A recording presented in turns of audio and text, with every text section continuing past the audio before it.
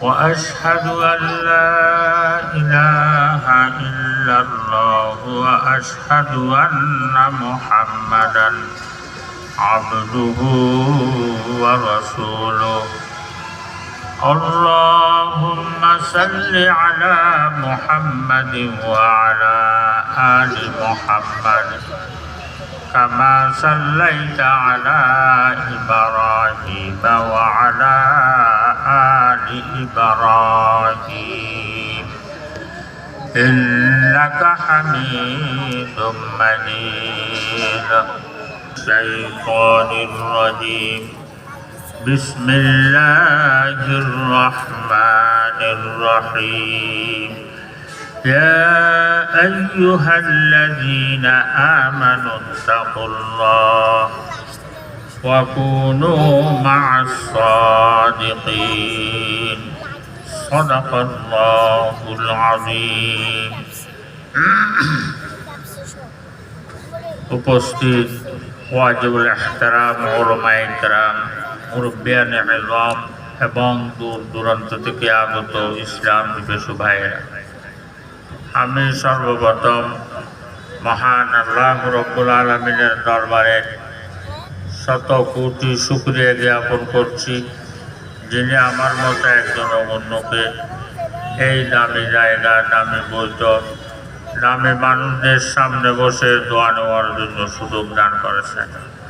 আসলে যে কোনো ভালো কাজে শরীক হতে পারা, এটা আল্লাহ পাক সুবহানাহু ওয়া তাআলার অসীম দয়া এবং মেহেরবানি ব্যতীত আর কিছু নয়। এই সেজন্য এই আল্লাহ পাক সুবহানাহু ওয়া তাআলা আমাদেরকে সমস্ত কাজ থেকে ফারেক করে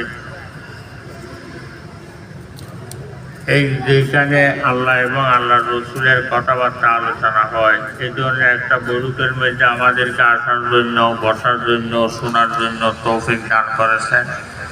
এটা আল্লাহ পাক সুবহানাহু ওয়া তাআলার অসীম দয়া এবং মেহেরবানি ব্যতীত আর কিছু নয়। সেজন্য আমরা শুকর আদায় করি, আলহামদুলিল্লাহ। আমি যে আয়াত শরীফ তেলাওয়াত করেছি, মুফাসসিরিন একরামগণ এই আয়াতের সারমর্ম অর্থ করেন। আল্লাহ পাক সুবহানাহু ওয়া তাআলা ফরমান, হে আমার বান্দারা আমাকে ভয় করো। আল্লাহ তাআলা বলতেছেন, হে আমার বান্দারা আমাকে ভয় করো। আল্লাহ তাআলার ভয় এটা বহু দামি জিনিস। আল্লাহ তাআলার ভয় যখন মানুষের দিলের মধ্যে বসে যায়, ওই সময় মানুষ বাস্তব মানুষে পরিণত হয়।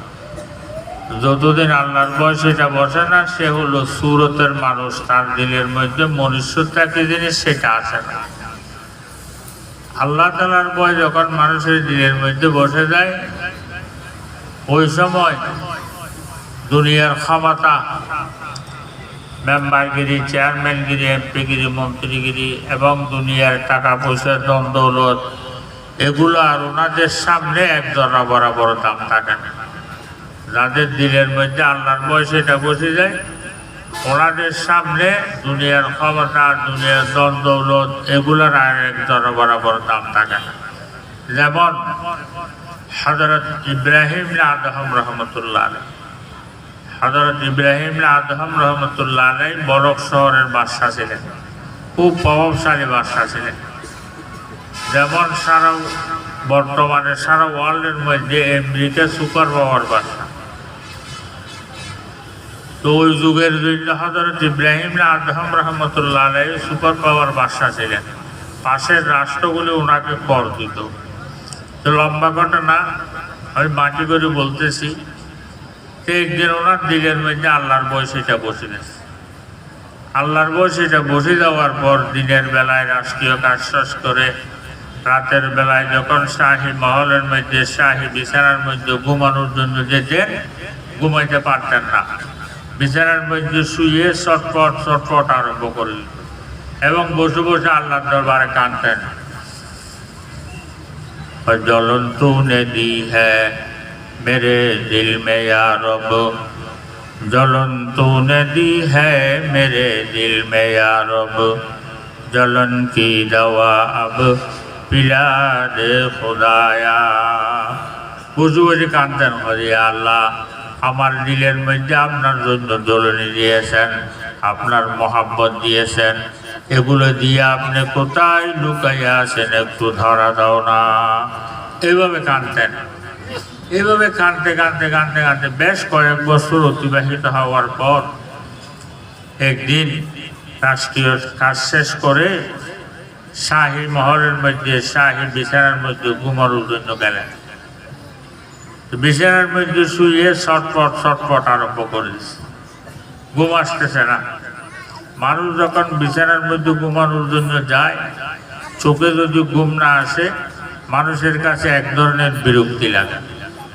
এদিকে ঘুম আসতেছে না, ওইদিকে কে যেন হাঁটতেছে, হাঁটার আওয়াজ কানের মধ্যে আসতেছে। হাঁটার আওয়াজ কানের মধ্যে আসার পর বাদশা পেরেশান হয়ে গেল। বাদশা বলতেছেন, শাহী মহল যেখানে সিকিউরিটির কোনো অভাব নাই, যত ধরনের সিকিউরিটি আছে সবগুলো শাহী মহলকে পাহারা দিচ্ছেন। আরো রাতের বেলা আরো বাদশার ছাদের উপর একটা লোক হাঁটা, এটা আশ্চর্যজনক ব্যাপার না? বাদশা পেরেশান হয়ে ঘর থেকে বের হইলেন। বের হয়ে দেখে সত্য একটা লোক ছাদের উপর হাঁটতেছে। লোকটাকে দেখার পর বাদশা পেরেশান হয়ে গেল, ডাক দিলেন, হে তুমি কে? তো ওই লোকটা বলে, বাদশা সাহেব আমি একজন গাইয়া লোক, তো তুমি এখানে কি জন্য এসেছো? তো বাদশা সাহেব আমার একটা উট হেরে গেছে, উটটা তালাশ করার জন্য এসেছে। এর উত্তর শুনে বাদশা আরো রাগান্বিত হয়ে গেল। বাদশা বলে, তোমরা গাইয়াদেরকে মানুষ গাইয়া বলে তো এমনি না, তোমার উট হেরে গেছে, তুমি জঙ্গলে যাই তালাশ করো, পাহাড়ে গিয়ে তালাশ করো, বিলের মধ্যে গিয়ে তালাশ করো।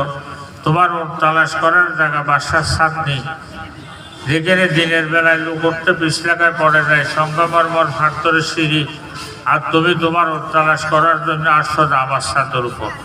জোরে বকা দিলে। বকা দেওয়ার পর ওই লোকটা বলে, বাদশা সাহেব যেভাবে শাহী মহলের ছাদের উপর উট তালাশ করলে উট পাওয়া যায় না, ওইভাবে শাহী বিছানার মধ্যে শুয়ে শুয়ে, আরামের বিছানার মধ্যে শুয়ে শুয়ে আল্লাহকে তালাশ করলে আল্লাহকেও পাওয়া যায় না। এই কথা বলে ওই লোকটা কোথায় গায়েব হয়ে গেল। বাদশার দিলে চোখ খুলে গেল। বাদশা বহু তালাশ করলো, ওই লোকটার কোথাও হদিস মিলল না।